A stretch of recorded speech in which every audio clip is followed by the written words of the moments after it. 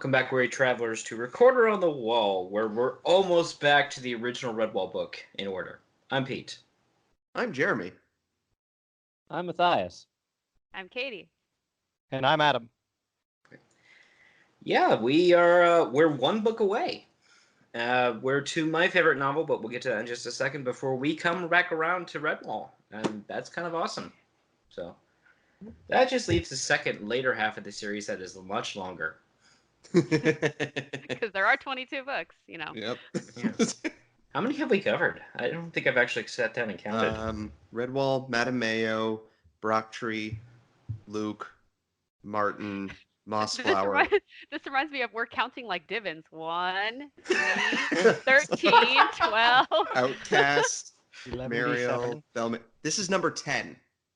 Oh, so we're not even officially at the halfway point, because after this we're doing the graphic novel and cartoon season 2. So Yep. and a summer food episode because why not? Well, So. why not? Yeah. Picnic. Yes. But this is Salamandastron we're covering today. It came out in 1992. Was the 5th book published. And chronologically, it happens right before the original Redwall. Well, when I say right before, no one in this book shows up in their Redwall or even their alleged direct descendants. At some point before Redwall, but after all the books we've covered, not including Redwall and Madame Mayo. And I know at least there's one abbot between Vale and Mortimer because Methuselah accidentally calls Mortimer Cedric at one point. So I'm assuming there was an abbot Cedric. So we have 2 prologues for this book, because why have more than one? Why not have more than one? Yeah.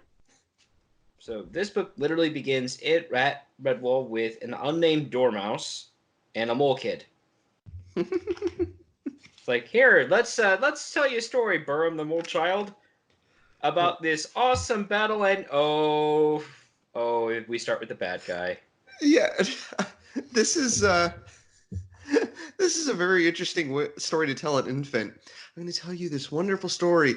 It starts with this vicious murderer who kills a family of badgers and leaves the 2 babies to die in the elements. Cool! I don't know if I like this. Yeah, we have orphans. My mommy. Your mommy's dead too. We have orphans on the 3rd page.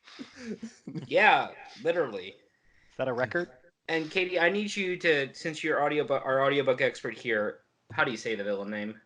Farrago. Farrago. So that was close. Okay. I grew up because I was, a stupid kid child, I always thought Farrago for God knows how many years. So. Hey, yeah, Farrago. that is close. Farrago. Yeah. Farrago. So we start with Farrago raiding a badger den where he's already killed 2 full-grown, healthy badger parents. Dang. Yeah. Yeah. That's impressive. Yep. And because, as we say, there's only orphans in this series. Yep. Yep. And then he makes mistake number 14 in the villain's handbook. Never leave God. family alive, even if they're certain to die, because fate has a tendency to bring them back for revenge. It's the Bond movie school of villainy. No, So. See, I was thinking of Kung Pao Enter the Fist. Yeah. Chosen one! See, I thought you were going to make a Dr. Evil and Scott Evil joke, as you've done in the past. Well, we'll have time for that with Klitsch, which, by the way, I didn't even think about that until right now. But this is literally a case where he has killed Earthhound and Earthen. Wow, I'm hoping they're not related. Really? Okay. Yeah, that's a little, Coincidence. Maybe she changed her name or something. Yeah, we're going to go with that for my own sanity here. Earthrun. No, tribal naming scheme. They came from the same village. Okay. Okay. That works for me. And, and then he leaves their 2... She apparently recently had twin brothers, a regular one, and an albino.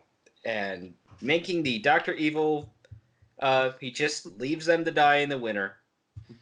Even though they're inside the house, which is probably warm. Well, I think they're inside of a cave. And also, if he did they might be warm, but how are they going to get food? Point. Yeah. So Farago's not completely cold-hearted. We shall He won't kill see. babies immediately. He just leaves him to die, saying Winter's going to take care of it. And I'm sure he'll never see them. Oh, no, he will. Because there's a badger on the front of the cover. Hopefully they don't have a grandmother that's going to be coming back anytime soon. No. Nah, they don't have that. But So, fun audiobook fact, this is the only audiobook produced that was not narrated by Brian Jakes. oh, okay. Yeah, it's Speaking narrated of by Brian. Abbott Bernard. Speaking of Brian, this is the only book I kept from my original purchase of the series. I used to have all of them in paperback, and they went to all my younger cousins, with the exception of this one. This was my favorite. As I mentioned the last episode we met, this was my favorite growing up. This is the only one I got signed by Brian himself when he came through to St. Louis. Awesome. Yeah, that was a surreal experience. I've talked about it on the show, but the man was just he was such a generous, happy, very good storyteller, and he just loved talking to kids. And I was, I don't know, 12, 13 at the time. Oh, that's a great age. Yeah, Meet him. and this was right before Marl Fox had just come out. It was due out in a couple of weeks, and and he was obviously going around the U.S. for the U.S. release, and he told us two things that day about how to write stories. You paint pictures with words, and two, he called us the colonies since we were getting it a couple of weeks later than the UK release. How he phrased it was such, well, in the UK it's coming out in this date, but for the colonies, well, you're getting it so many weeks later. That'll show you for throwing RT in Boston Harbor.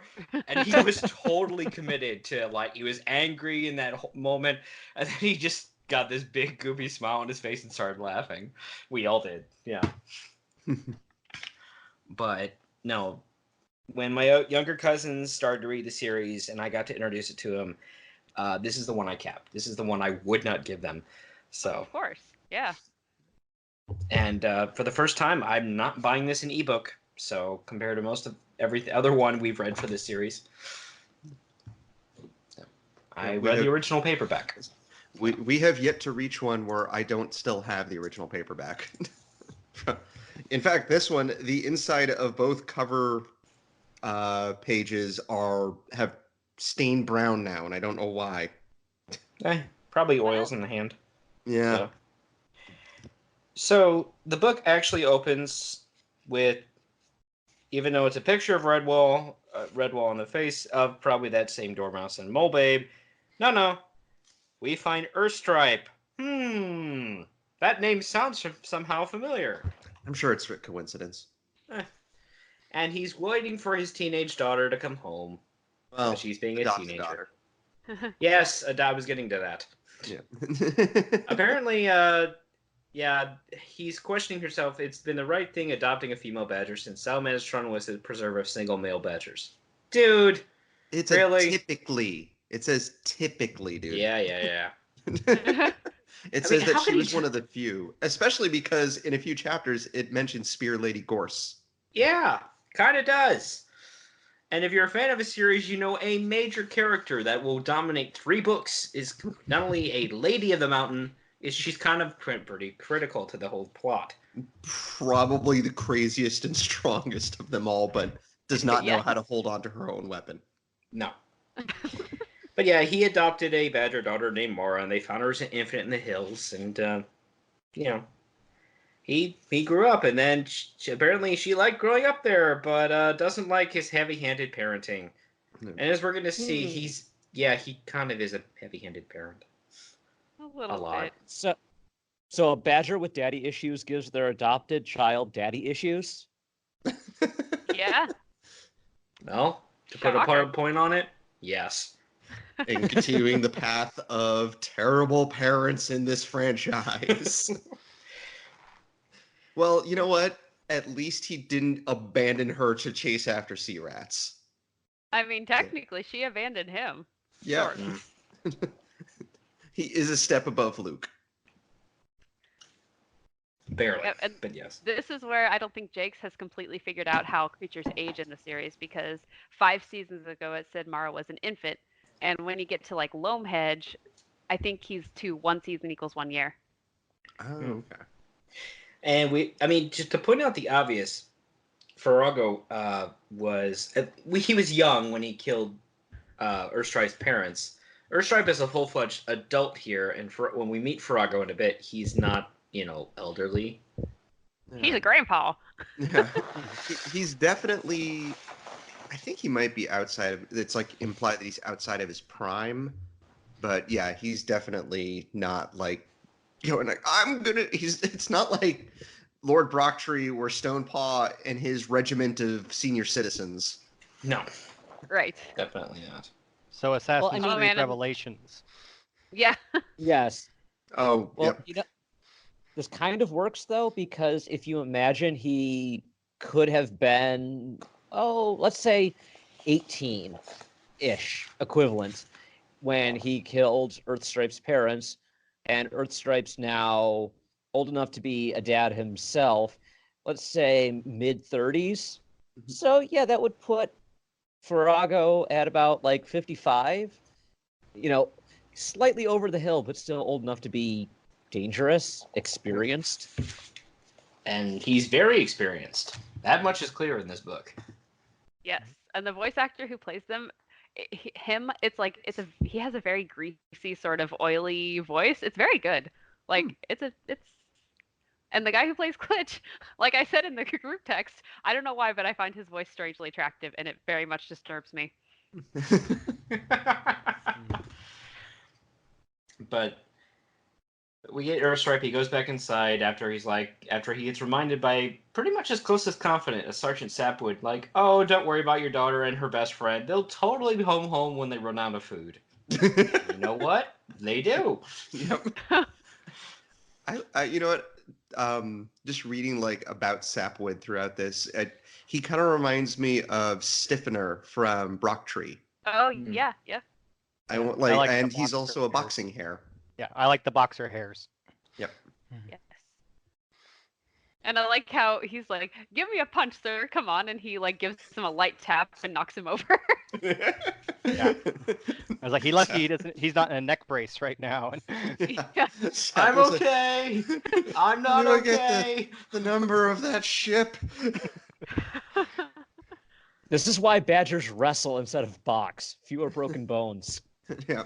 Luckily, he didn't give Sapwood a hug. Yes. Aww. No hugging. No hugging, Badgers. Earthstripe hug? No. We do get introduced. Speaking of the slightly elderly here. No, okay, not a bad way to put it. Farrago, him, bad guy. Assassin. We get a reintroduction to him and another one of his officers who showed up in the prologue, McGrew the Stoat. Hi, how you doing? So. Yep. And they're like, okay, and yeah, so where's my son and his best friend, or lackey? Lackey. My best lackey. Yeah, Yeah. lackey. I'm sure they'll be back soon, sir. Don't worry. You better keep an eye out, because if they show up and I don't hear about it, well. That's Feedle is the one that's keeping an eye out for him. Yep. And Poor guy. I like the notes about it that Farrago was tougher and physically stronger than most weasels. And also, you got to think, if he's an assassin, he doesn't really straight up fight all that much. So even if he's getting a little bit older, he can still sneak up behind people and just take them out. Oh yeah. I also want to point out that compared to most of the villains we have seen thus far, Farrago has plenty of other weasels in his horde. Like, he is not like standing at the top as like one of the few only of his kind. That's right. Or because he believes that they're somehow superior to the other vermin species. No, dude, he doesn't care who he hires as long as they obey him. And he's apparently attractive and cares about his hygiene, at least when it comes to brushing his teeth. So there's a thing we haven't seen before. Yep. Nope. I don't know, Katie, you'll have to tell us, but I don't know if it comes out in the audiobook, but when I'm reading the dialogue from him, I feel like he's making his threats and then just casual comments in the same tone of voice. Like they say that when he smiles or quote unquote makes jokes, they all just kind of like shift uncomfortably. Oh yeah, it's a very matter-of-fact sort of casual, like, yes, if you don't keep watch, I'm going to skin you with my skinning knife. Isn't that lovely? All right, anyway, back to what you were doing. Mm-hmm. And we're told he smiles a lot, but he seldom jokes.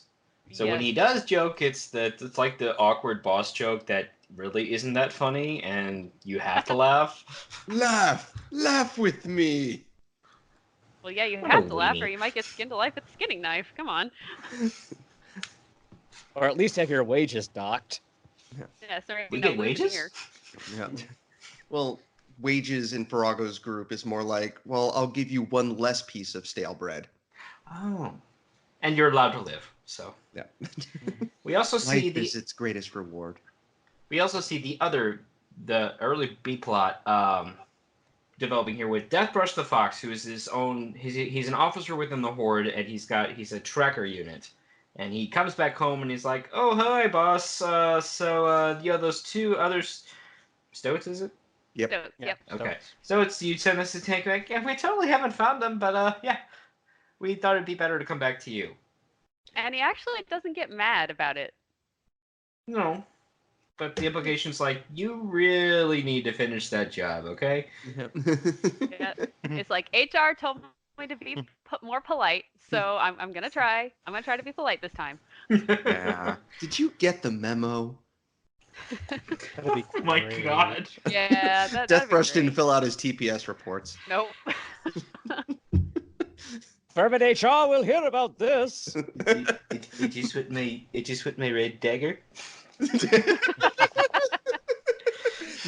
Mr. Farago took my dagger and he put me in the basement, and there are big rats down there, and there's a gloomer down here too, and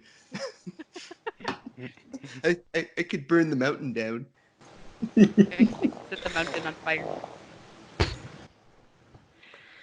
But we finally get flashback to Redwall, and everyone we love to know is dead. Yep. Yeah, Again. everyone.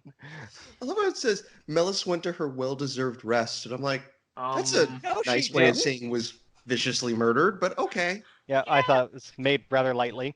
Yeah. Something tells me Jakes had not thought of the way that she was going to die at that point.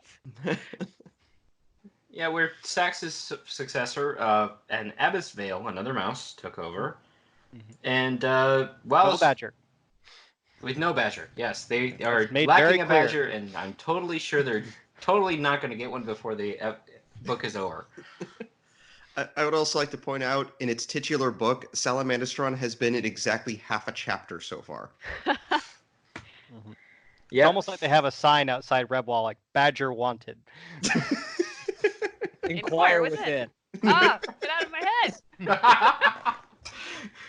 But meanwhile at Redwall, while a poor hedgehog lady is picking apples, she nearly gets shot with an arrow.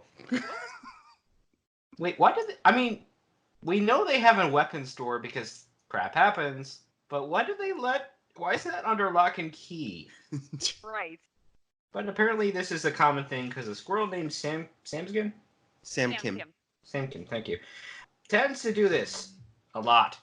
Yeah, we're told that he's been known to shoot arrows where he really shouldn't be shooting arrows. Yeah, they list off like 5 separate offenses, and they really should have taken away his bow privileges sooner. Yes. And, Come on, HR. yeah. You're And I like the fact that none of us are really going to be like, well, what are his parents doing? It's like, well, he's probably just another orphan. He does not have parents. I can almost 95% guarantee you.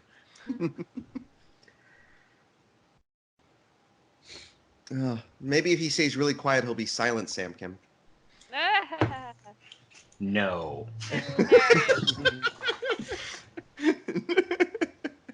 Oh, and he totally has a best friend, a mole named Arula. So. Yes. And apparently she's daring him to do this.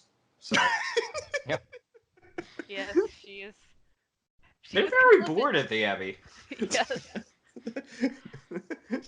Or we Hey, have Sam a Kim, very wanna do violent something mole. stupid? No, I like the idea of Violet Mole. Yeah, no. Yeah, I mean, considering we don't get a warrior mole until Sable Queen. I mean, Shh, spoilers. oh, sorry. That's all right. There I go, spoiling again. Because I'm sure we'll forget about it. Wait, what? Huh? Exactly. So yes, they are. Okay. Both of them are set because they nearly scared the what's it out of a Miss Face Finny. They're sentenced to the infirmary for the night, where they're totally going to be punished. Yeah. Mm-hmm. Yeah, they're sentenced by Bremen the Jerk. Yeah. I won't disagree with that. Yeah, I don't like this guy. Fail's like, I don't have it in my heart to punish him. Bremen, you do it. And he's like, all right. Samkim, you horrible excuse for a squirrel. How could you do all of this? Go directly to bed now. The abbess is too upset to talk to you. Do you think I was too hard on them? No, you're good. Go to bed. Go directly to bed. Do not pass Cavern Hall. Do not collect 200 candied chestnuts. Here's some man. candied chestnuts. But yeah, literally when they get up there, the infirmary chief officer is Brother Hollyberry. He's just like, yeah, I was totally naughty as a kid, so yeah, go ahead, guys, go nuts. You know, there's some board games, there's some food up here. Yeah, I don't care. Yeah, knock yourselves out. Yeah. You're lucky there wasn't a badger down there. He's like, Reminds there's a me game of. Go ahead. He's like, you might be able to find a game of pebbles and acorns in there, and it's like, pebbles and acorns. How do you play? Yeah. Can we market this before Disney does? Oh, just try me. No, Mr. Mickey, I didn't mean it. Run. And that leads me to chapter 3. And oh my God, what is wrong with his face? This chapter art is horrifying. Yeah. Even as a kid, I was just like, his head is either A, too big, or his body is way too small. What is this? What is this chapter art you speak of? It's Pickle. Pickle. Oh. Hair. He's just kind of looking straight up, so it looks like he's like, I don't know. It's weird. Aloof. His paws kind of look like actual hands, which is even more creepy. I got that on page Wow. 20. Yeah. Maybe he had just suffered a bee sting. Yeah. You know what? I like that idea. Pickle's like, stop making fun of my giant head. It stung him on the neck, and if he puts his neck down, it hurts, so he has to keep it raised up, pointed towards the sky. He's got a seeing eye, Mara. I mean, normally I don't. I mean, chapter art I only pick out if it's like really good, really chilling, or if it's really useful for how anthropomorphic are they. Which in this case, yeah, I want to put a pin in that for that. But in this case, it's like ah. Was this your first attempt, artist? Gary Chalk? But yeah, we finally meet Mara. And she's a teenager. And Yeah. let's be honest, all of us as teenagers were little jerks. So Yeah, Yeah. very much. yeah, she's no different. And Pickle tosses her an oat scone, which I gotta say that you gotta be careful, man. Based on the last book, we learned that oat cakes were lethal weapons, so God only knows what the scones can do. Well, I mean, to be fair, those oatcakes were several seasons old. Yeah. This is true. But But Saying we in a don't few get- seasons, these oat scones will be weapons to be reckoned with. yes. But with Pickle Well- around, I don't think they'd last a few seasons. No. A few minutes. No, they're not. Maybe Well, a few seconds. At least these oat scones will have a good amount of competition for out of rock creams. Yeah. But yeah, we don't get much time with Mora because literally a weasel and a ferret come over the dune and hey, I'm Klitsch and Goffa. No, we're not with a terrible vermin horde. Why do you ask? I believe you immediately. Please go on. A well-spoken young vermin with manners, I instantly trust him and his companion, and I am sure he is harmless and has only good intentions. Well, he has those lovely blue eyes, you know. Yep. Oh, I also love they actually describe, and it does show in the book art, at least the copy I have. It actually does show Klitsch with, he's wearing it. Obviously, we can't really define Dad and Klitsch's relationship yet, but clearly his son gets extra benefits because he's got perfectly fitting clothes, whereas his buddy, aka lackey, no, Yes. no, he doesn't. And did Klitsch or did Farago adopt a weasel? I don't think he's the type to adopt an orphan. So what happened to Mrs. Assassin? Gotta ask these questions. She's hanging out with Bluefen. Oh yeah. Who? But Bluefin's oh. Yeah. I mean, no, we literally can't say Klitsch is an adoptee here because it's outright said he's got his father's eyes. Yeah. Right. Exactly. Ew. Right here. I have them right here. Hot shots. Nice. I caught that. That's why he wants Klitsch to come back. He's like, bring my eyes back. Yeah, but I have here that Mara's falling in with the wrong crowd. She's gonna dye her fur and get a piercing. No. Tragedy. Dyes her center stripe purple. Spikes Start it. listening to Marilyn Mousen. Oh. Yeah. Like it. Ooh. But yeah, there is just no stranger danger at all. She immediately tells Klitsch where they live, and And here's the map to the entrances, and here's the relative troop strength of the mountain. And Here's the here's the list of my rotation fears. schedule. so in the event of a full-scale attack on the mountain, what would the defenses be like? Tell me. Just out of morbid curiosity, I would never attempt such a thing with such a small force. Just a couple more questions. Tell me, what's your mother's maiden name? What's the name of your first childhood pet? And what's your favorite color? Can I borrow your credit card? I swear I'll be right back. Well, what was the expiration date on that? What are those 3 digits on the back of it again? Yeah, Yeah. we're invited back.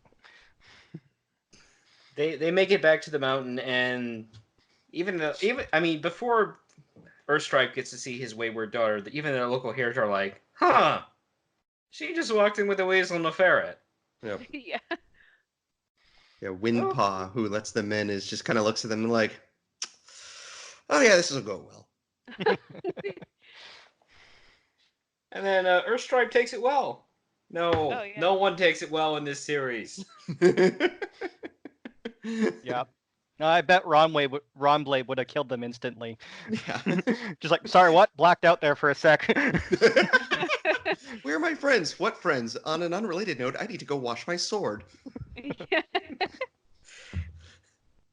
Why am I red?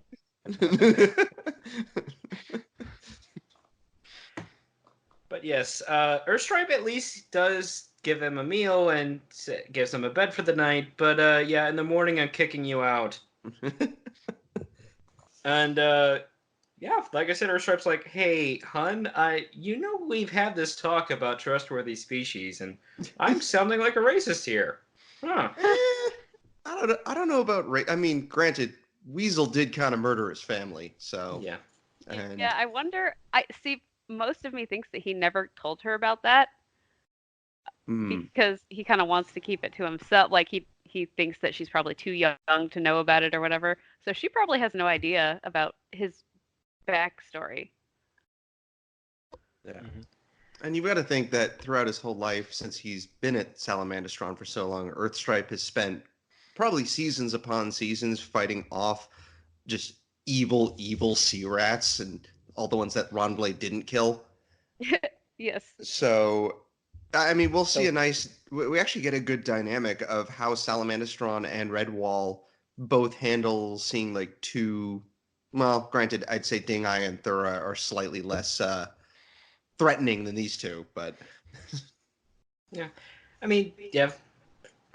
also, Go ahead.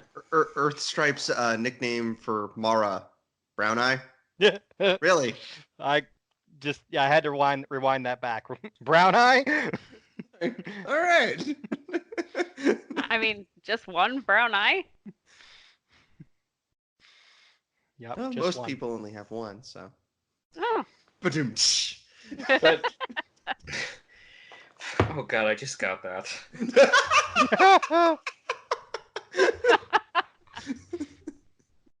Yeah, okay, we're moving on from that joke.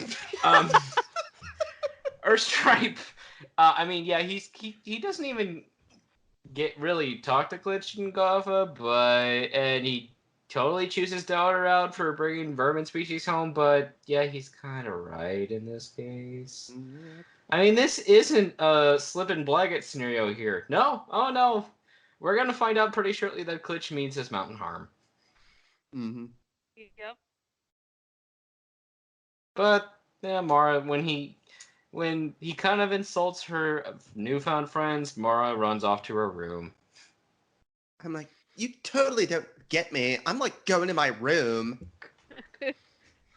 I'm not It's sure not a which is worse, face the idea tab. of a Valley Girl Mara or the one you mentioned earlier with the purple stripe. It's not a Or face, combination. Dad. You don't get me. I'm gonna go listen to my emo records. Where? And Oh, we no. probably just offended someone in our audience. No. Probably. We're making My Redwall a reality. Oh god. Oh God, no. Help us all. Do I have to start bashing my head against the desk again? No. Maybe. Yes. I like the variety of responses to that. Let's make a poll. Listeners, no, maybe, or yes. A, B, or C. I also love, we also find out Farago he likes stories himself, because a sea rat who apparently left the life and is now joining with the land horde is telling him, oh yeah, totally this mountain is totally ripe for the taking, and apparently there's totally amounts of badger treasure, which is totally real. Yeah. Yeah. You missed the Totally. part of the stories where entire crews of sea rats died trying to get this treasure. There was this one badger that killed an entire ship of sea rats. Maybe Sikir is just like, you know what? I'm going to leave those parts out, and just kind of hang back during the fighting. Yes. Hey, is Vermin And then HR there's one hiring? point- Because, no. And then Farago gets so excited, he like jabs his shoulder with his claws. He's like, "Oh, I'm so sorry, I got carried away. Oh, Never mind." Farago needs a cold shower now. Yeah. Oh. He'll be in his bunk. Yeah. And back at Redwall, we have Brenham. Brenham comes up and is like, hey, those two kids I want you to punish, Brother Hollyberry. Did you punish them? Oh yeah. Yep. Yep. And Why he's did like, they have yes. chocolate stains? Oh, no reason. I worked them to the bone. They cried themselves to sleep. Okay. Sam Kim and Rula are like, yeah, it was really tough. I just want to point out here, once again, the chapter art, it's supposed to be Sam Kim sleeping, but it looks like the eye closed is almost a complete circle, so it looks like just an empty white eye, and it's creepy. Oh, I'm never going to be able to unsee that now. Oh, yeah, you're right. Oh, God, that's terrifying. You're Also- welcome. See, you were able to realize that was Sam Kim. I thought that was Dumble. I didn't realize that was a squirrel. Well, back to the less creepy parts of that. We have Dumble the Dormouse, who is adorable. Yep. Cutest thing until Portobello. Oh, wait. Yeah. Pretty much. So. But yeah, apparently this is they're waiting on a name day ceremony that they've totally done since the founding of Redwall. Shut up, Totally. you've heard of this. Has this actually been in any other book? They Sort mentioned of? names for the seasons, yeah. It's But just not- any excuse to have a feast, really. Right, but I don't know Yeah. if they mentioned like name day specifically. Yeah. Well, interesting point. Sidetracking briefly. On the Redwall forum, years ago, like we were only maybe 6 months old, one of the admins at the time suggested, hey, why don't we do a name day feast? So every 3 months, we pick a member and say, hey, you get to name the season. So we have Nice. a long history of various seasons, all named by our various members. It's a lot of fun. Cool. That's fun. Any of the weirder ones struck out in your mind? Well, here, let me pop open the forum here just a sec. I can actually look through the list right now. Summer of We have the an annoying baby dormouse. Yeah. Well, while you do that, we get Abbas Vale finally agreeing to probably it's like, it's good enough. Name. She really cares about her work. Because she gets suggested to her the Summer of the Lazy Trout, and she's like, it works. Summer of the Lazy Abyss. I just want to have a feast. Come on. Yeah. Oh, I also want to put out more naming conventions and laziest parents ever. We have more fraternal twins here, except this one is Thrug and sister Thruggin. Thruggin. It says in the audiobook it's more fancy. Oh, Thruggin. Thruggin. Yep. Okay, I got the list here. Ooh. So, yeah, we have seasons going all the way back to fall of 2011. Wow. Wow. And yeah. And just looking through, most of it is very poetic. Most recently, summer 2018 was Summer of the Frolicking Hares. Okay. I mean, that's about as quote unquote silly as it gets, but that's still pretty cool. Fair enough. We should I start also doing like- that. The one I really liked was Summer 2013, Summer of the Cerulean Sky. Ooh, fancy. I like that. Just like Farago's eyes, that lovely light blue color.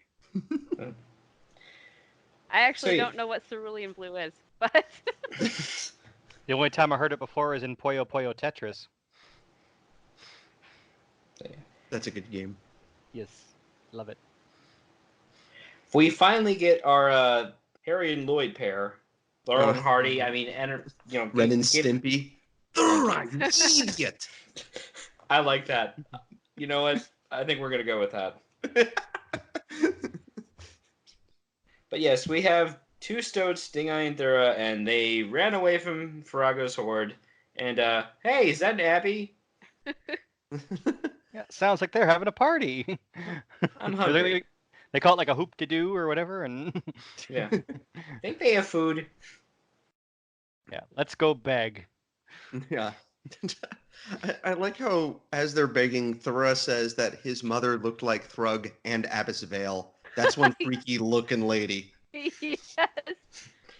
Yeah, it's like they're crying, and the mention of mother comes up, and they cry more, and it reminded me of Prince John in Disney's Robin Hood. Like, oh, mother! Just sucking on his thumb. And... Okay. And the abbot's just like, okay, fine, whatever, you can stay, but yeah, you gotta wash, and we'll get you some new clothes, and if you try to harm anybody, yeah, you see those two otter siblings? Yeah, they're gonna do bad. They might have words. Yeah. And the tradition of Melis scrubbing dirty creatures is upheld by Thrug and Formal. Bath Yay. time. Wait, what's a bath? Oh god, I'm dying! They're like, baths will kill you.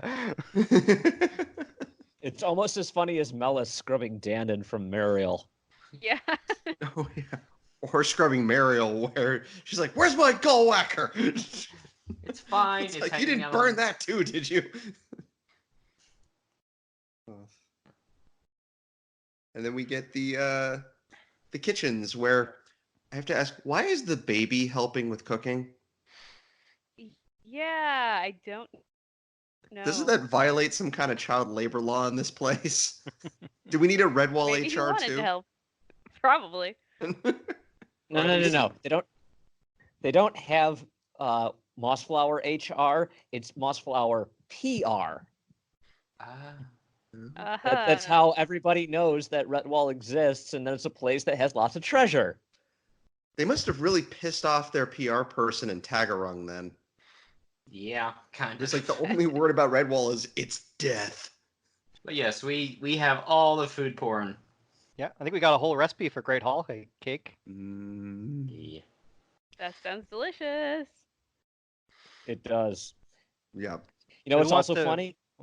What's that? The first line of the chapter. Friar Bellows was as wide as he was high. And the art reflects that. Yes, he's fat. You can call him fat. I guess that A means we fat could roll him. friar. He's a I fat mean, friar. A deep good fat thing- friar. Good thing they don't have diabetes at Redwall. I mean, As far as we know. yeah. Does anyone want to pitch names for a Redwall cooking show? Depends on who's hosting. Cooking on the wall. Cooking on the wall. I like it. I'm imagining a Gordon Ramsay in the Redwall kitchen. We do Yes. now see though the like the stark contrast between how Salamandastron and Redwall handled two random quote unquote vermin. Yes. Redwall is let's give peace a chance. Earthstripe is more let's give peace a chance after I cut them to pieces. Get out of my house! And, it's like, and he switches to a cartoon and you just hear a boot and you see Glitch and Goffa flying out. Damn it, darn vermin, get off my lawn. But yeah, we're also told Samskin and Ruler are responsible for him. Oh yeah, that's gonna work well. Hey, I mean, you at two least they're- kids. At least they're not babies and like they put 12-year-olds to raise them forever. This Yeah. is true. And we get a song about Yeah. Martin. Because, hey. And Gomp didn't write it. Yeah. That we It's know very of. much like a song of fable. Like it's very much like a legendary hero song, and it kind of reminded me of Jane's song in Firefly. And then Martin or Gomp, because he's bored, possesses a random sister. Yep. Yes. The singer. It was the singer who was then possessed. Like almost immediately, I thought sometimes Martin speaks to us. I am the ghost of Martin. Fear me. Is he at it You know, again? Oh, okay. This chapter Give has me the your dessert. This chapter has the standard Redwall planning MO. Preparing a feast, check. Wildcard characters that can cause anything to happen, check. Mysterious poem from Martin, check. Every party proceeding is normal, ignorant of all that is to come, check. Yep. Oh, and totally, Martin's like, I love Martin. I'm improvising a speech. So yeah, I'm gonna do this a lot more poetic, but yeah, you should go to Salamandastron, take my sword, and yeah, you might want to find someone to take with you. Okay, Martin out. Hey, Gone, if you want to fix that for me, make it sound better. Thanks. Yep. Thanks, man. You're lucky I like you, Martin. Turn thou. Yes, and please don't do what you did in Bellmaker and mess up my spreadsheet so that all the wrong people got selected for the quest. Colin's like, and the mole goal goes too. Yes. And yeah, so that's the thing. We're back at Salamandastron, and yeah, Marcia's like, I still hate you, Dad. I'm leaving. Okay, side note. Mhm. For anybody interested in the meaning of names, I looked this up. Mara in ancient Hebrew means bitter, which Bitter, definitely yep. speaks of her relationship with her father. Yeah. Yep. It's definitely a Bible name. The only thing I had down for this chapter is Klitsch is too cool. He's so handsome.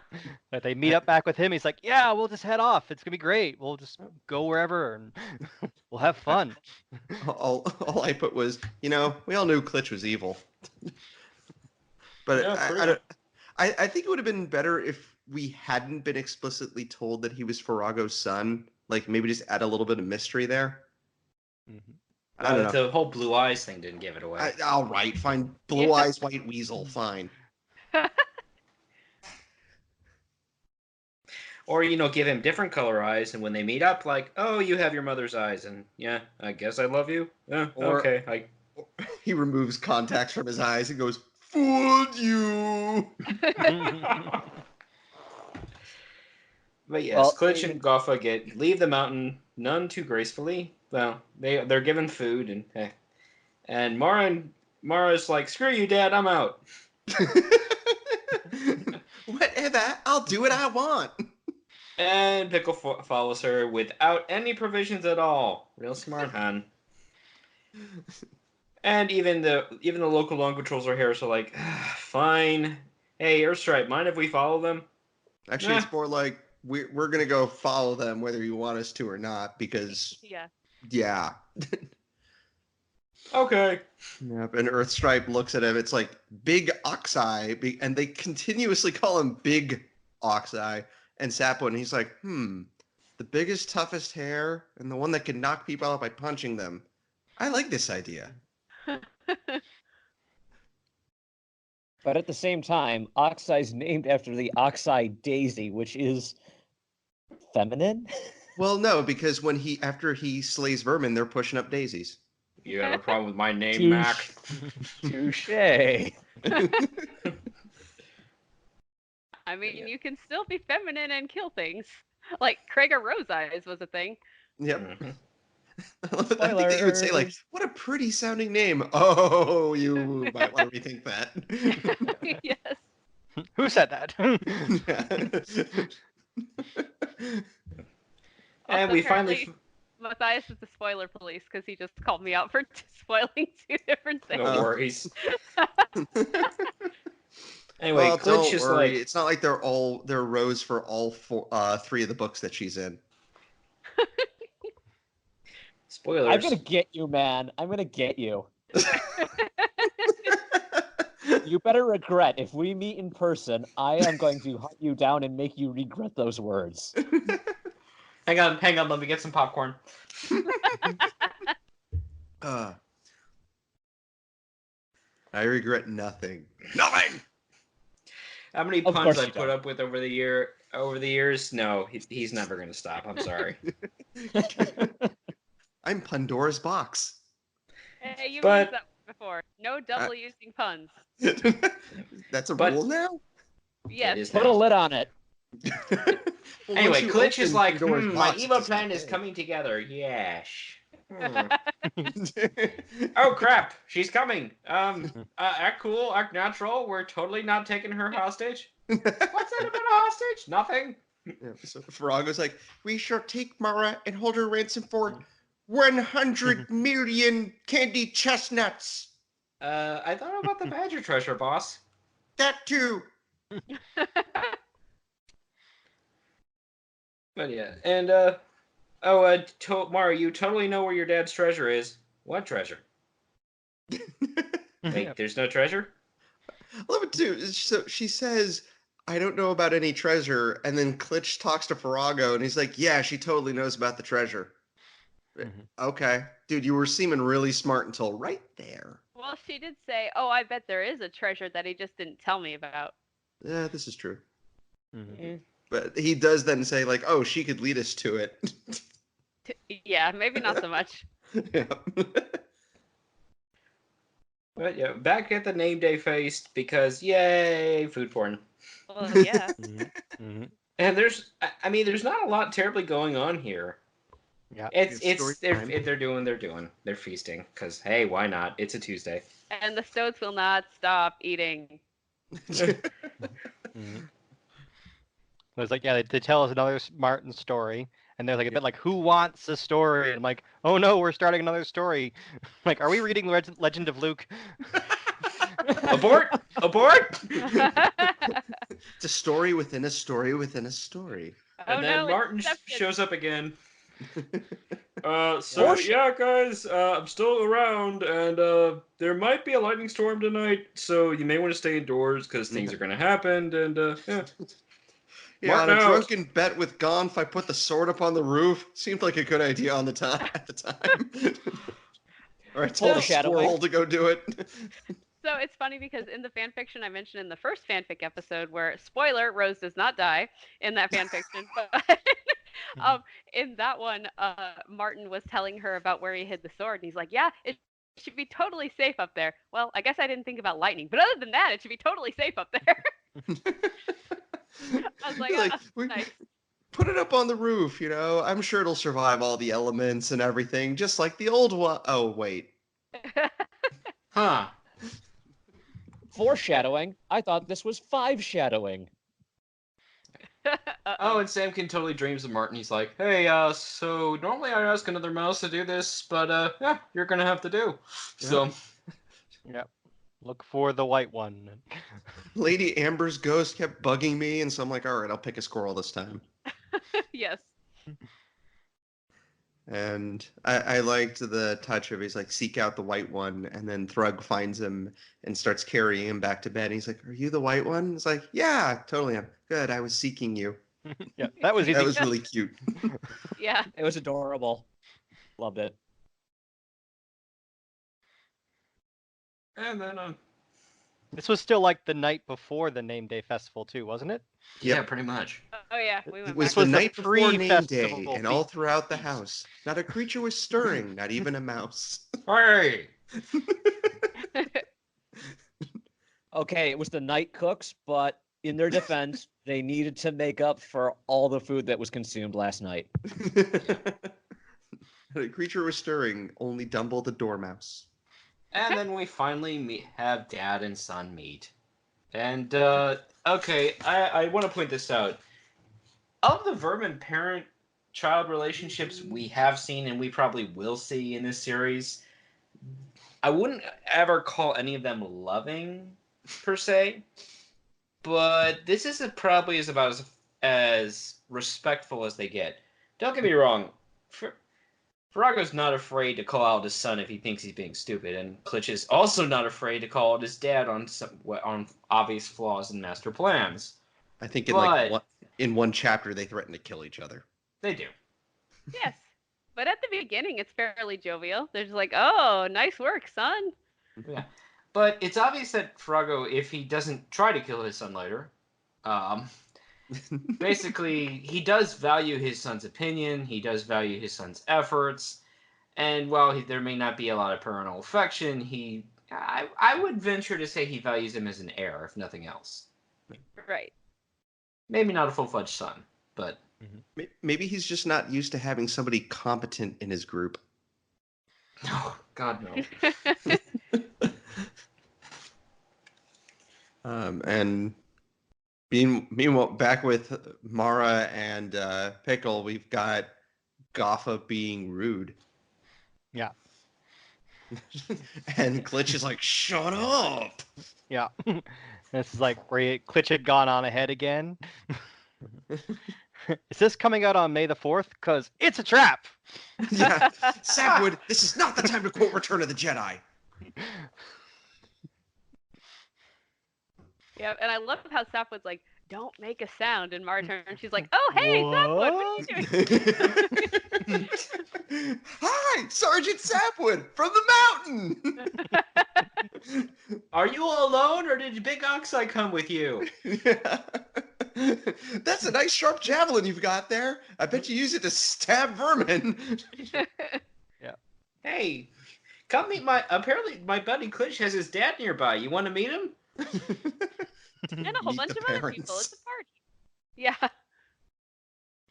And Goff is like, what do you want? Oh, shoot. And then Sapwood just like punches him in the face and knocks him out. Yeah. Ah, my beautiful Lights face! out. Yep. Gopher is now wins. Glass Joe. Sapwood wins. Flawless victory.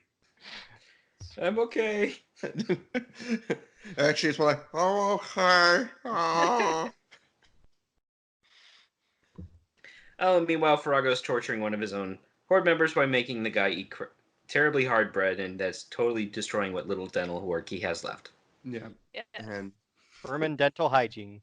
yep. Yes, apparently they brush their teeth with soft twigs, which I think is the first time that's come up in the series. Well, I would venture that Farago did not pay into the dental premiums for Vermin HR. Maybe Dental just general plan. health care. So Yep.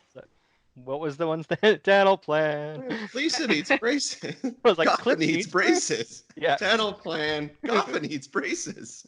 Dental plan. Yep.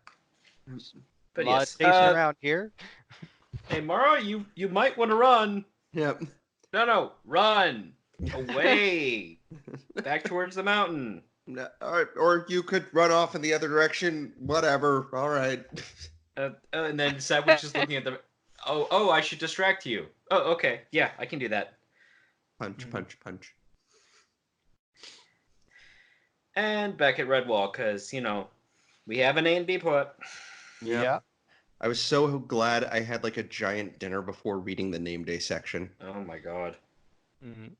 And they have a bit like where a Thrug is dressed as a badger, painted stripes on himself. And he's like, I'm the badger because we don't have one. We sure do need one. Yeah. Only we knew a badger who was unhappy with her current living arrangement. I mean, I have a question there. Could Earthstripe have, seeing his daughter unhappy with the current situation, just a theoretical here. What if he sent her to Redwall to, You just finish want to her send me off to education? boarding school. You little grateful little brat? Yes, I am. Or was she just complained about that too? And she probably would have complained about that too. Fair. Yeah, Yes, and then there's just eating, and more eating. And 2 6 stoats. Yeah. And there's a hot soup eating contest. Does anyone want to try that? No. No, not even a little bit. And it's like there's oh, 1 pawful, 2 pawful, and dipping the bin in. And then Holly Berry puts them together and eats it all num. It's great. And he's like, could use some more pepper. Yeah, mild. Yep. Whips. Lightweights. So yes, if you didn't catch that, a mouse beat 2 otters at hot root Woohoo! shrimp. Dang. Yeah. Sure, Holly Berry's gonna do a keg stand later, and No, that would be Ambrose Sprike in a book. So,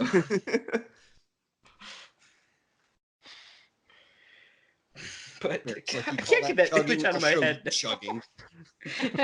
Jog. Crushes one of the firkins on his head. Yeah! Redwall House! But yes, Mara and Pickle are still running away and hey, go find them. Don't worry if they run into a cave. You can totally find them. Mara punches a fox in the head and instantly kills him. yeah, it's just she lets out her inner Constance here, where it's just, suddenly I can fight. Whoa. Yeah, it's like she never realized that she was a badger before. Huh. I Whoa. got really angry and everything went all red. What happened? Where am I? Why are all these bodies around me? Huh. I love that she kills the fox. Pickle beats up the Pickle, and that she tells Pickle beat up one of the ferrets and then we'll take out the other one. She just insta kills the fox and then she and Pickle rush it, and then the last guy's like, "Oh, forget this, I'm out." Yeah. I hear my mom call me. You don't have a mom in this series. Oh, I gotta go. So this kind of makes me wonder how effective a parent that Earthstripe was, because she doesn't seem to know anything about badger rage or anything about how to fight at all. And I'm just thinking, if maybe he had adopted a male badger, would it have been different? Well, to be fair, we haven't, until we get much later, we don't actually see a female badger act with like mega the red eye rage and everything. Like we get Constance getting, I mean, granted this is continuity wise, but like Constance gets really pissed off and lifts up a table, and Melis is obviously like kind of jumps between I want to care for these orphans and sea rats must die. Yes. But like we don't have ones that actually go into the blood wrath No. so far. Not really, no. But yeah, the Mara and Pickle get away, and Sapwood. Yeah, he boxes a few more. There's good boxing combat there, right? He lays out 2 and drop kicks another one. Really cool. I'm just imagining a Street Fighter approach, like or River City Ransom. Yeah. Okay, I'm gonna pop out for a few minutes. I'll be right back. Sure. Okay. Sapwood just needed to shout, Shoryuken! Yeah. So, yeah, and then we get our first parent and child argument between Virago and Klitsch. It's like, that happened. So we should probably go take care of that ourselves. It's like all you had to do was catch him. You had one job. Yeah. For some reason, when I was picturing Farago getting pissed off about Mara and Pickle getting away, it just made me think of Yosemite Sam. And I just wanted him to throw a hat on the ground and go like, resin, frozen, badgers and hares. Nope. That's his voice now. He's Yosemite Sam.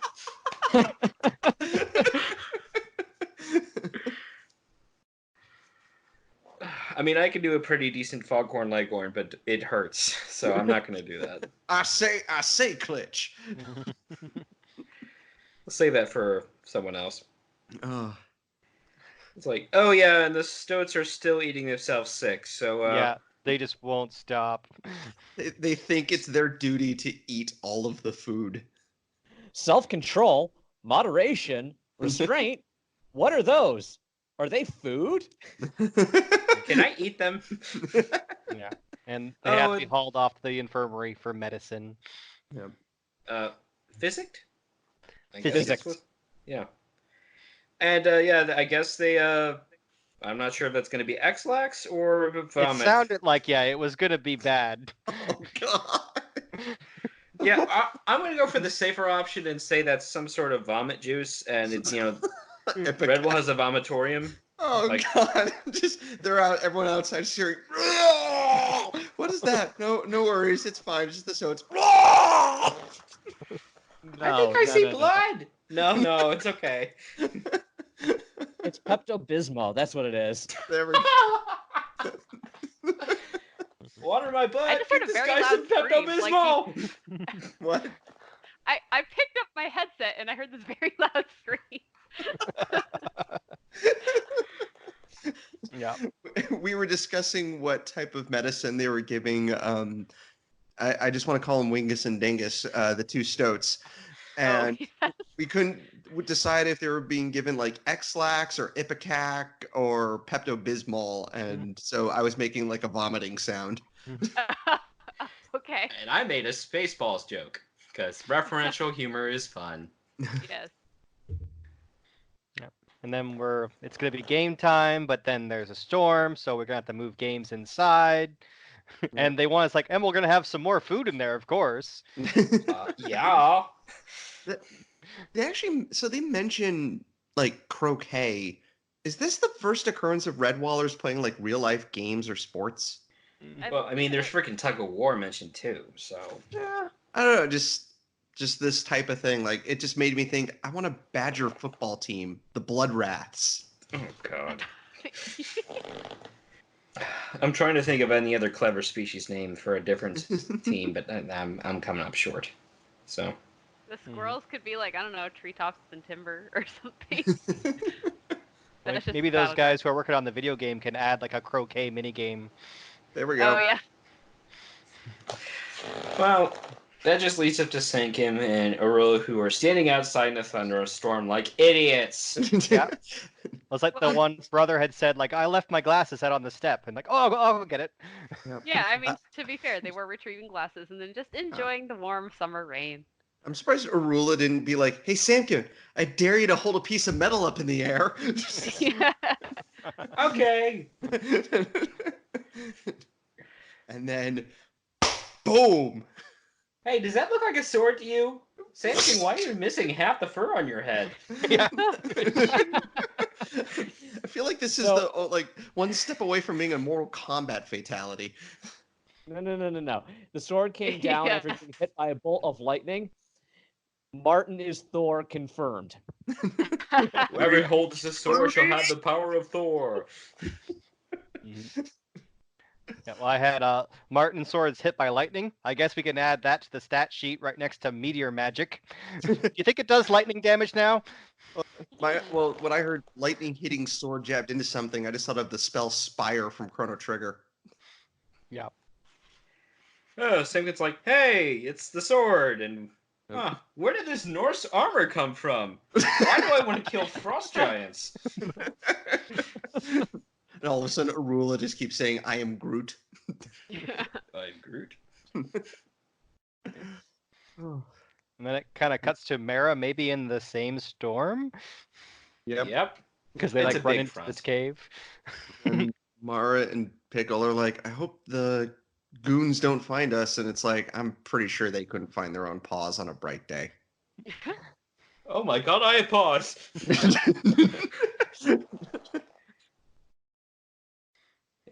I'm sure they won't come in here, and they don't. And I'm sure we're totally alone here. What's this scaly thing?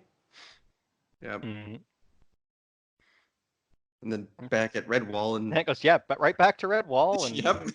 games Brendan's are And delayed. you know what? jerk I'll again. say give it this. At least we have clear division between A and B plots. So. Mhm. Meanwhile, we haven't seen Salamandastron in like 3 chapters. Oh yeah, Right. crap. Yeah. So games are delayed. Sword found. Yep. Do. Yep. And nobody believes Sam Kim on where it came from. He's like, it totally fell out of the sky. And Bremen's Yeah. like, you're a liar. You lying liar! If I find out you're lying, you lying liar, I'm gonna punish you so hard. And everyone's like, Bremen, calm down. Leave him alone. That's an interesting story, Samkin. I don't believe you, and even if I did, which I don't, I'd punish you anyway, because there's no way you deserve Martin's attention. I'm starting to think he's like a Martin fanboy, and he has a long-standing dream of being Martin's successor. But And yeah, then the everyone Stoats are goes to like, sleep. huh, Everyone goes to sleep, and Stoats wake up. we're okay. Huh, That Oh, medicine really worked. And why did do I we feel 10 mention- pounds lighter? Did we mention that Brother Hal decided to? Have we even mentioned Brother Hal yet? I No. can't remember. Yeah, he was gonna do research on the sword and where it might have come from, and he's the recorder. Yep. We Off should to kick off a bunch of dust in the gatehouse. Yep. Yep. we should probably mention him considering what's about to happen. Yeah. Spoilers. Oh wait. Do it. Oh, and hey. Bothering She me. just You're said not my something was jam. gonna happen. Didn't specify what. Right. Oh, well, here's something that happens. Brother Hal finds the record that Roof Brush put the sword on the weather vane. I still think this was like Martin and Gonf in the afterlife, like drinking, and Martin's like, "All right, I got this great idea, man. We contact this squirrel in his dream, and we tell him to put the sword on the roof. It'll be awesome." And there's Rose behind him, like, oh god. Damn it. Yeah. God was like, "Dude, you're the smartest person ever. Yeah, let's totally do that." And then Rose grabs both of them by their collars and drags them off. Yes. Meanwhile, back at the plot. Oh, the Stoats found the archery equipment. Hey, let's take a shot with this. They It's like, shoot "Geez, lots. guy, just when I think you can't possibly get any dumber, you go and do something like this." Yes.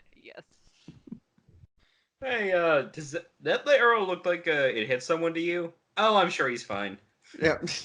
That arrow's just sticking out. I love that line. It's like, "Do you think he's dead?" Well, he don't look too alive with the arrow sticking out of his throat. Yeah. Well, crap. Yeah. Though, Uh, at least, unlike the last, like the sea rats that they let in the last book, they didn't mean to do this. No. This They was really didn't. legitimate accident.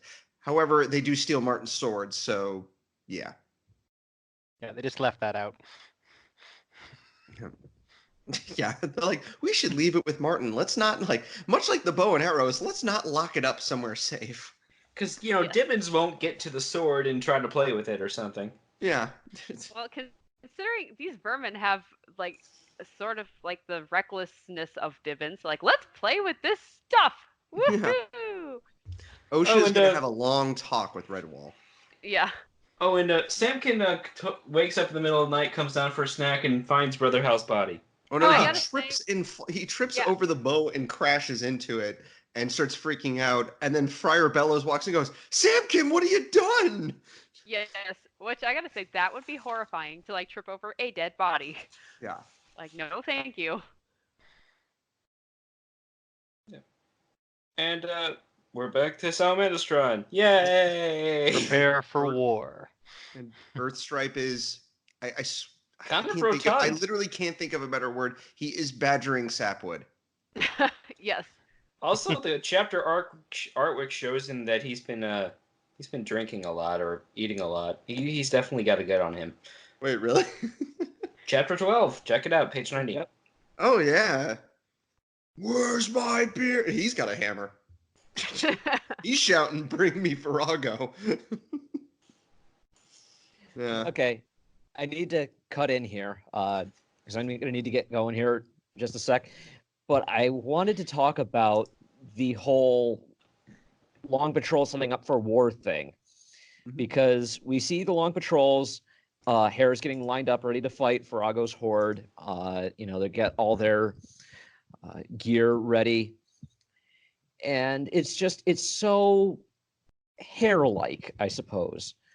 The way Oxeye is complimenting the younger hares who haven't experienced battle yet, trying to get their morale up. And part of that bravado is no doubt influenced by Brian's childhood and hearing all the stories from World War II and all the people that came back talking about it, as well as the old men who were too old to go off to war, talking about the glories of battle from before World War II, from before World War I. Those old distinguished gentlemen who were the last so-called great combatants. I recently listened to the Hardcore History podcast episodes, Blueprint for Armageddon, parts 1 through 6, and World War I's history is brutal. But at the very beginning, some of those countries were still using the old Napoleonic fighting styles, lining up on one side of the field and firing at their enemy, preparing to be fired upon, going back and forth until one side caves, and wearing garishly colored uniforms and hats with plumes and things like that. But they got cut down mercilessly, and that led to the new style of combat we now know as trench warfare. And that really ushered out the days of honor and glory in combat. And that got replaced by shell shock, PTSD, and various experiences that no human should ever have to experience again. And I say that because when we look here at the Long Patrol hares, here and in the other books, that all harkens back to the glory days of battle. And they barely even make their way into what we would consider to be modern combat. We saw a little bit of an Outcast with the sleepers in the trench covered by reed mats and sand, hiding and waiting. But other than that, this is all about the old cavalry charge style. Yeah, we're going to go in there and get our glory. And I don't know, it makes for an interesting picture of Brian's childhood and the influences that the people around him had on him and how he talks about war. Mm-hmm. Although there And with are that- points in later books. Sorry if you have to go, but yeah, there are points in later books where he kind of touches on the trauma a little bit, but not a lot. Yeah. So with that, I'm afraid I'm going to have to get going. Enjoy the rest of the podcast, and I will have to catch up with this when it comes out. Okay. Goodbye, Okay. everyone. Bye. Later. Bye, spoiler police. Excellent. Spoilers.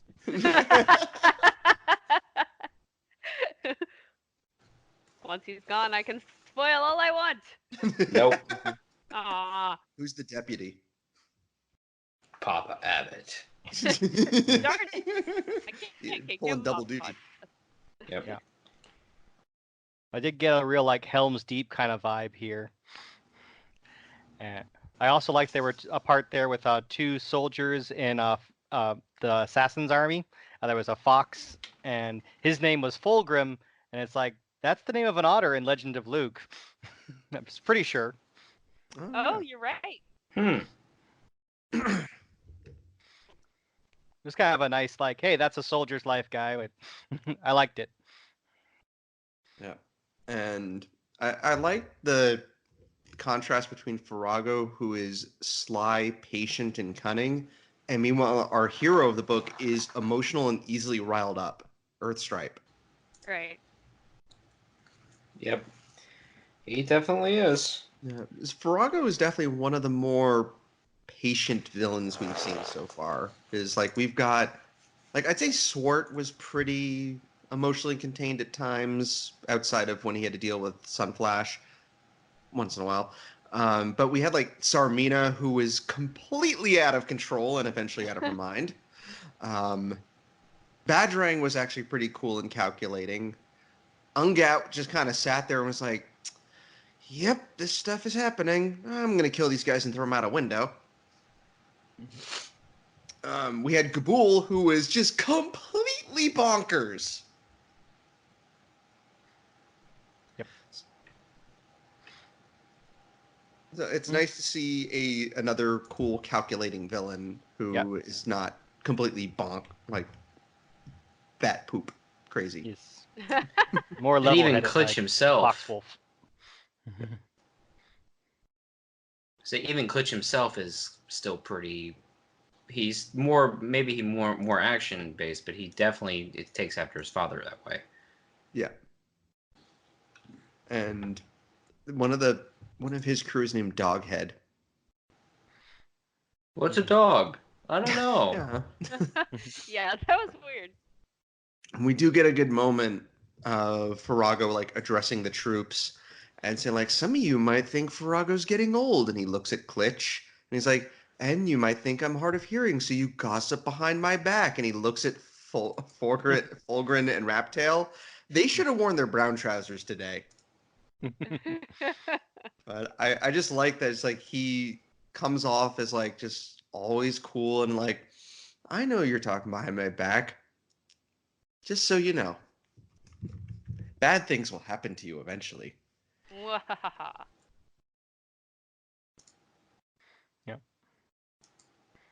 And it's like quickly back to Mara and Pickle in the cave. Yep. And it was a lizard who had popped in, and like it's Pickle's Swinky. got it. Pickle's got it by the neck, and they're like thrashing around. And then Mara grabs it by the tail and pulls the tail right off. And I've been playing too much Monster Hunter because I was thinking about carving it.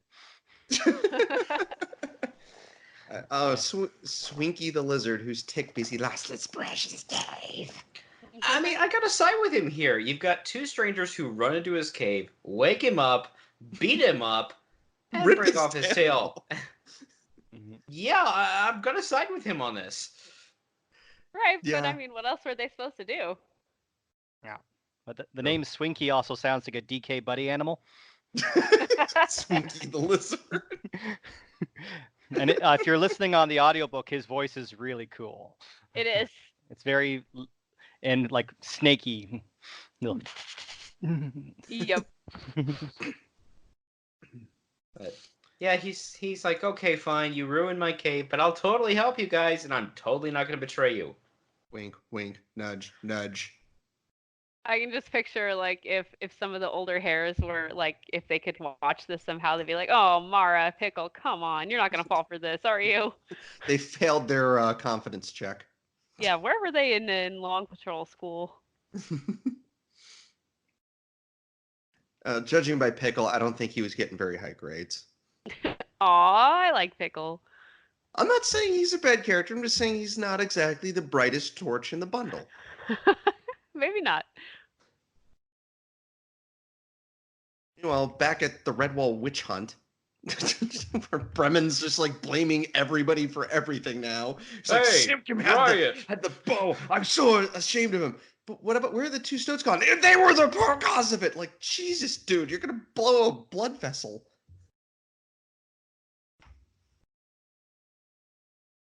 God. I don't like Bremen. He's like the fleet scud of Redwall. Oh no. Oh, that's harsh. Yeah. So, okay, now we have a squirrel scale. Who's the best squirrel? If Bremen's the worst squirrel, who's the best one? Lady Amber? Or I'd say I would go a three-way tie between Lady Amber, Jess, and Silent Sam. Silent Sam is pretty adorable. Right. I mean, being adorable does count for a lot. Yep, and Jess, grabs Martin's sword and terrifies the painted ones by leaping through the trees and then threatening to set them on fire. Right. So, I'd say those three are pretty high up there. Now we need a mouse scale, although there's not many bad mice so far anyway. I think there's a couple coming up. I guess Bryony is our worst so far. Yeah. And I guess we have to maybe put Martin or Matthias at the top. Gonf is pretty high up there, too. Oh, Gonf, yeah. Well, right. young Gonf, not old Gonf. Oh, what's wrong with old Gonf? Old Gonf doesn't write any songs. Oh yeah. I thought you were going to say, like, he leaves his wife and son behind to go on an adventure. No, because that's just kind of series standard at this point. Yeah. And to be fair, he does kind of regret just leaving them there eventually. Yeah. Eventually.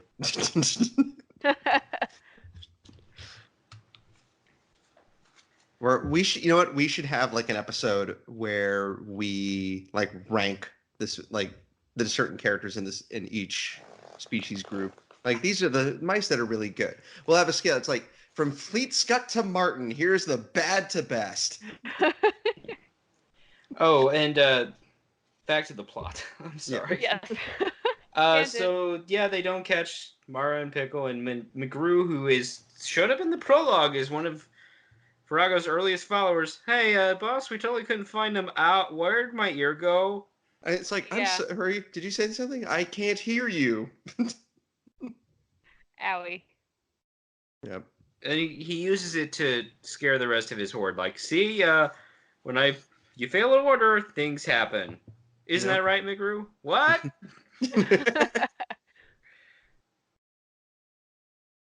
Yeah, I do like the comment, like, when they're returning, he's like, well, whether they succeeded or failed, I'll make an example out of them. That's chilling. Yep. And that whole time, he's very casual. Like, he's not yelling at them. He's not berating them. He's like, where were you? He's like, well, we were chasing after them. Like you said, I didn't say to chase them. I said to capture them. I was like, oh, right. Yes, that's what we were doing. Well, I don't see a hare and badger here. Do you? Yeah. It's like, well, no, sir. Ah! McGrew, see what happens when you don't follow my orders? McGrew, you are my number one guy, and I don't know what that is. Batman '89. From what? The Tim Burton Batman movie. Oh, I couldn't finish watching that after like 20 minutes. The Joker has this one minion, Bob, who just no, he's Bob. He unquestionably follows the Joker's orders the entire movie. He's like his closest assistant. You see him the whole time. And literally, when Batman foils his big plot of evil to kill off half of Gotham, he's like, Bob, can I borrow your pistol? Yeah, sure, boss. And he shoots Bob. It's like, you shot Bob! Yeah. Bob is such a good minion name. So. Okay.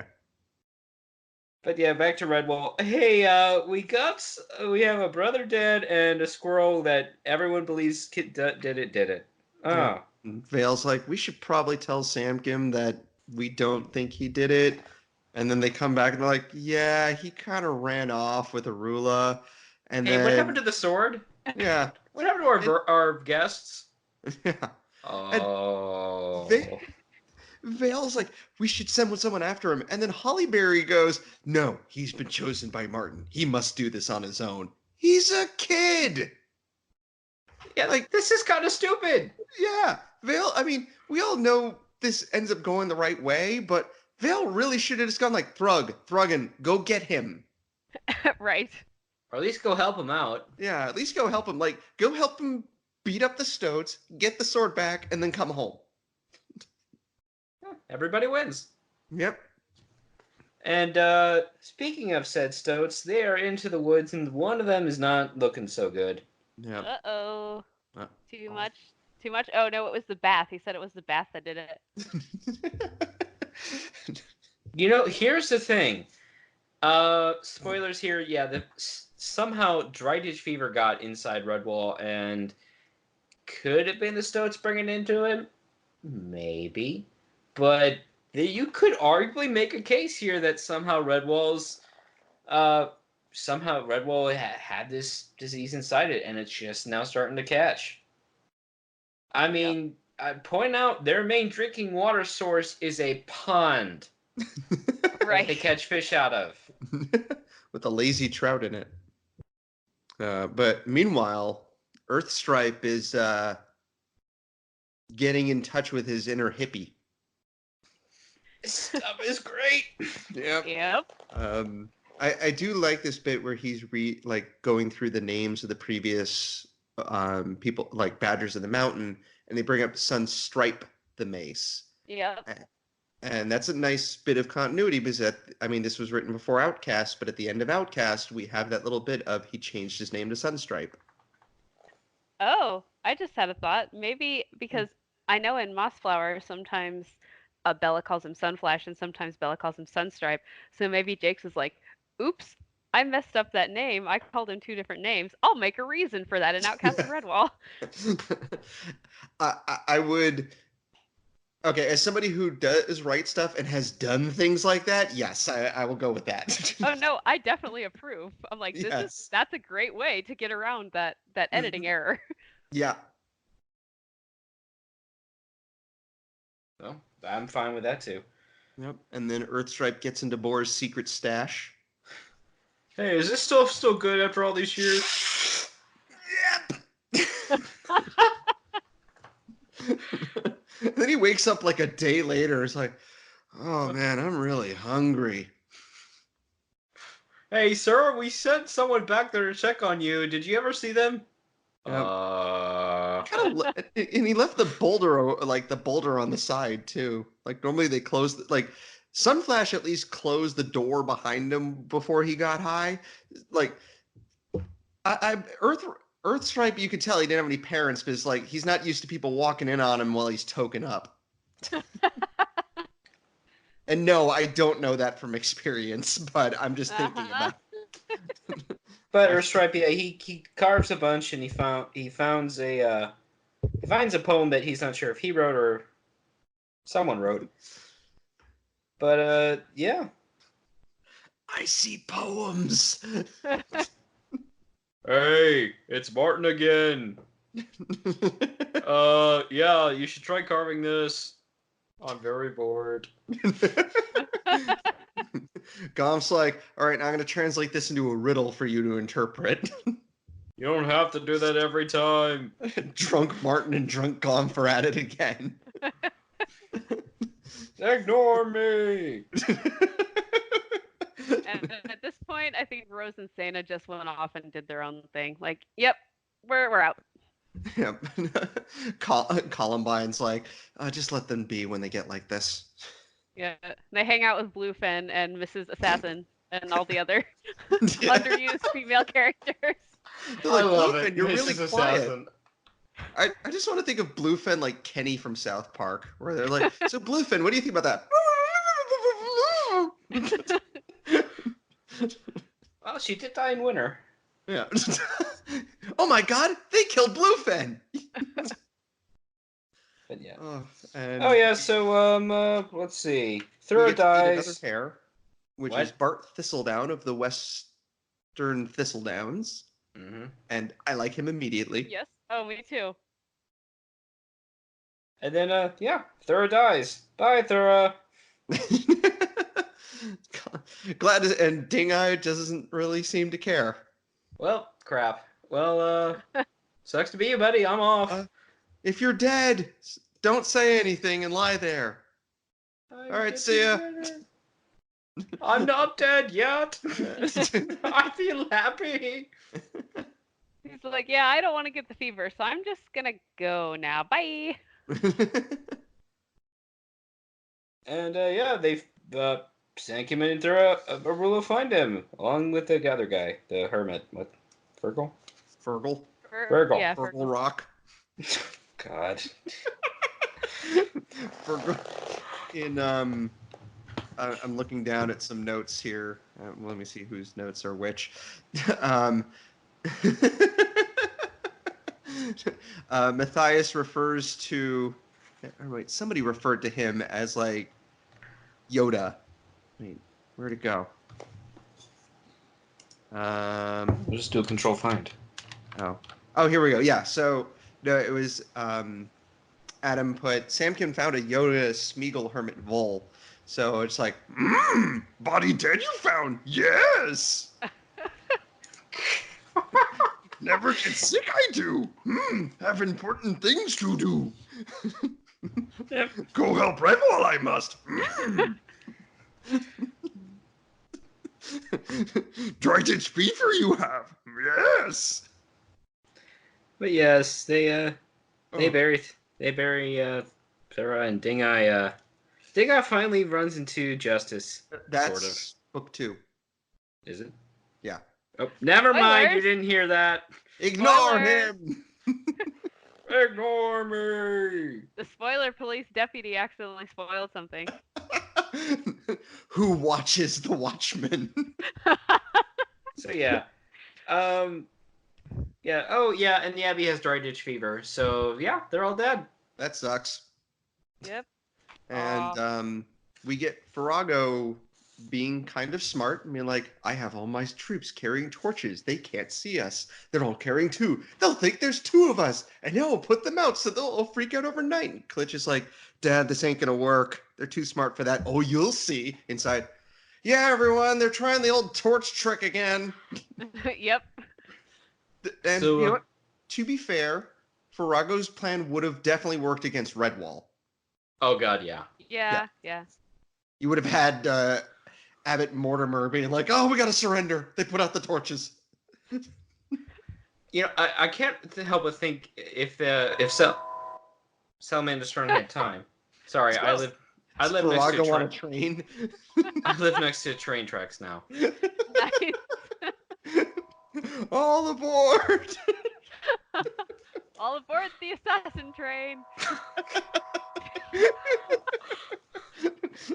Klitsch is like, I'm so tired of shoveling coal.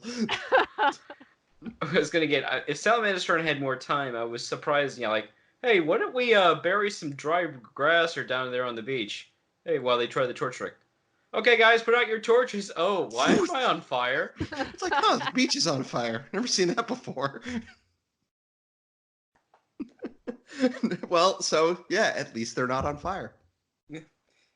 But yeah, the Salamandastron's like, huh, okay, they're doing the double torch trick. Okay, guys, let's go to sleep. We'll worry about this in the morning. Also, by the way, Yoda Fergal, whatever his name is, Fraggle Rock. Yoda's fine. Yoda actually comments that why can't moles learn to speak properly? 3 things. 1, he's not wrong. 2, that's racist. 3, we literally just read a book where one did. Yep. We did, didn't we? Yes. I agree with all those points. And no one knew how to treat him when he did. Yep. This guy Except for- probably would have. Except for Formal.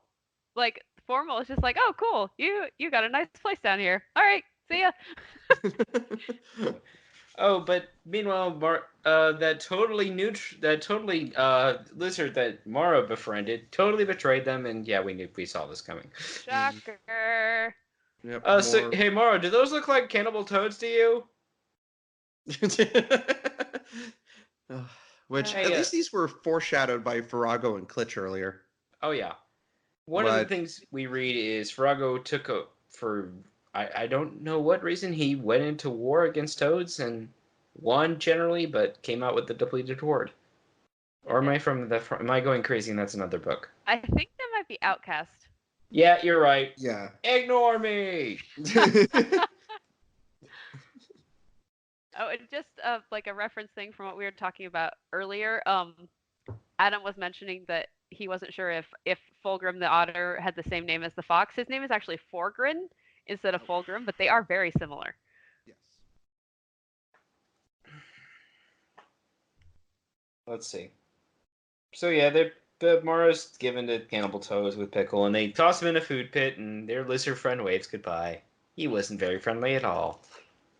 But he did get his swamp flies and marsh worms. Oh wait, was that marsh flies and swamp worms? I don't know. Some sort. And oh look, shrews! I wonder if they will come as a faction in the story later. Well, no. They're part of a different group, though. It's the Gossum. Yes. Yeah, minor spoilers for book 2, but yeah. Well, no, they say this in book 1. Oh, do they? Yeah, he says we're part of the Gossum. Yep. Did I have to Mara like blinks like, wait, I thought you guys were gruesome. Nope, Yep. no, we're not. The Guerrilla Union of South Stream Shrews and of Mossflower. Try and say that 3 times fast. Yeah. So, do you know the main Log-a-Log? No. We don't talk to him. He knows why. Yep. And he's like, there's 34 of us down here. There were 40 yesterday. Dark. Yep. And I gotta say, captured by marsh toads and thrown into a pit, points out for unoriginality there. Though at least there's no giant pike this time. That's Yes. true. Although I can just picture Martin being like, amateurs, I got captured by reptiles and amphibians twice. Martin, you have brain damage. Yeah, that kind of ends book 2. With the book 2. The book 2 art is literally Earthstripe in his armor. Yep. So how anthropomorphic are they? How anthropomorphic are they? Well, pretty. I mean, well, the front of the book is very confused. yeah. We have With a Earthstripe standing in full armor, but then below him we have a fox on like all fours, and then on the back of the cover we have Klitsch and Farago standing upright. Actually, if you look at the bottom right of the back of the book and on the side, the fox stretches all the way to the back of the book. Huh. I'll be damned. Okay. Also, Salamandastron looks weird on the book cover. How so? Normally, it's depicted as a pretty traditional cone volcano. This is more of like a mesa. Weird. Interesting. But Maybe even the artist didn't get the note. Even most of the chapter art is pretty anthropomorphic. Or the opening book map literally has some sort of vermin. So. Yeah, I mean, weird size, proportions notwithstanding. Yeah, like when they show Friar Bellows, he's just standing there with his arms akimbo with his big red wall tunic on. Very And good. then Very good. That's his catchphrase. I presume we have Mrs. Faith Spinney in a Redwall cloak, but she's ruining it because the hood is up and she's got her spikes pointing through it in 7. But I don't know. This book wasn't really explicitly trying to deliberately confuse the issue. Maybe the artwork is about the only thing that's doing it, but that's about it. So yeah. Yeah, but this is pretty anthropomorphic. Yep. I don't think until we run to that Redwall picture book that takes place between Redwall and Manomeo that we're actually going to see true feral style. Yeah, Constance is weird in that book. I mean, she's on all fours type of badger in that. Well, in some of the descriptions in that book, they did talk about her on all fours. And then, like, there's the scene where she picks up the table. They said, like, she gets up on her hind legs. Yep. Oh. But we're going to be dealing with that before long, as well as the animated series, which is deliberately anthropomorphic. So, Yep. Anyway, rereading this first portion of the book it's a lot shorter than I remember. I mean, it's still the general first third of the book, and it's fine. But yeah, I didn't remember that Redwall has more to do with the plot than the titular mountain. Yeah. For now.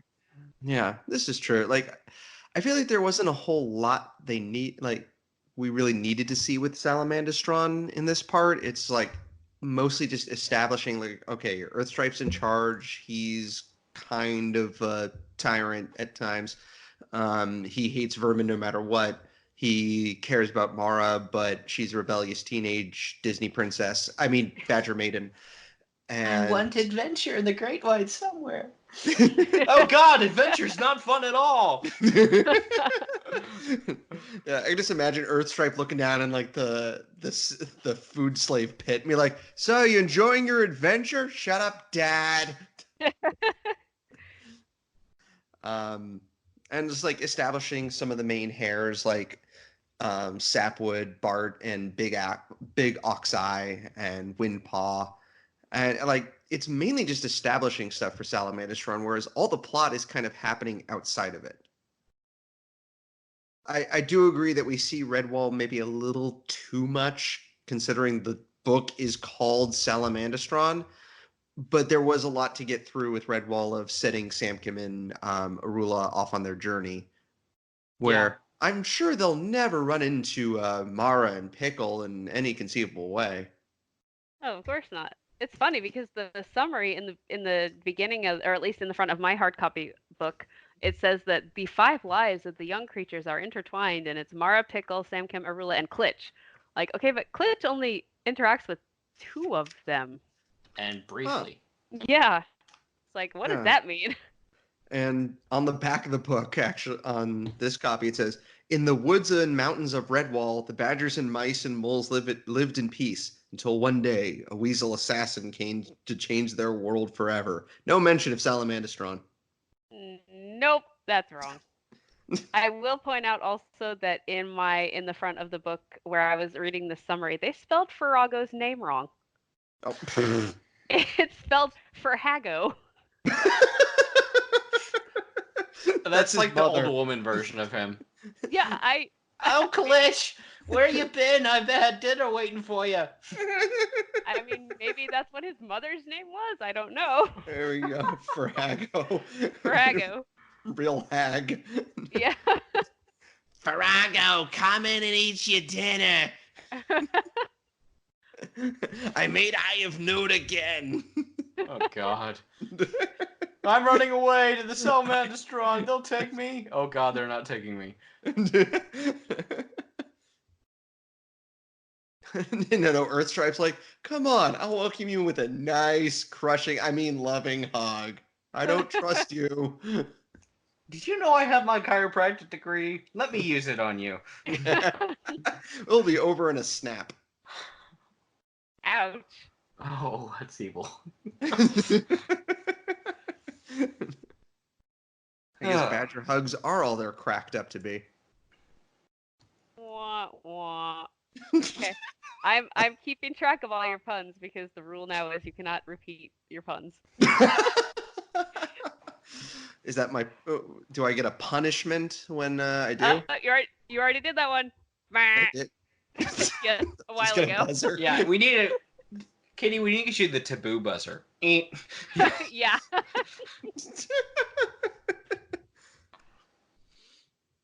Anyway, I think that's going to wrap us up here. There wasn't terribly much about a series lore here that we didn't already know. So... No, I mean, there was a name day feast, and they do have in future books feasts with sporting events like games and stuff. But I don't think they ever mentioned name day feast again. Yeah.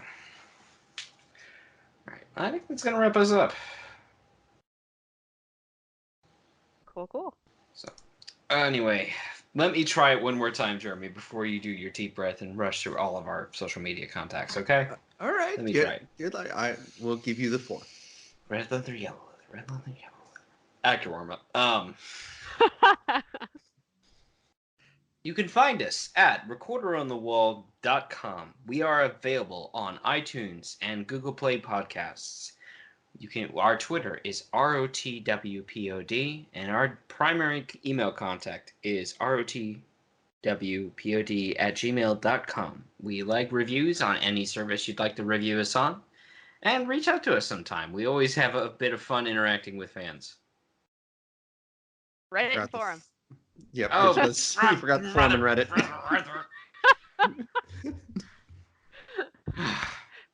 Yes, you can find us on the Red Wolf forums.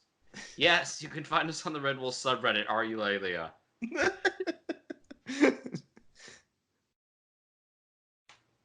Any others I missed? Nope. Nope. I don't think so. Alright, well, go dream of some hazelnut bread. I'm Pete. I'm Jeremy. Katie. Oh, no. Nope. Bad. I forgot the order. Try this again. I'm Pete. I'm Jeremy. And I'm Katie. And we'll see you next time. Bye, everybody.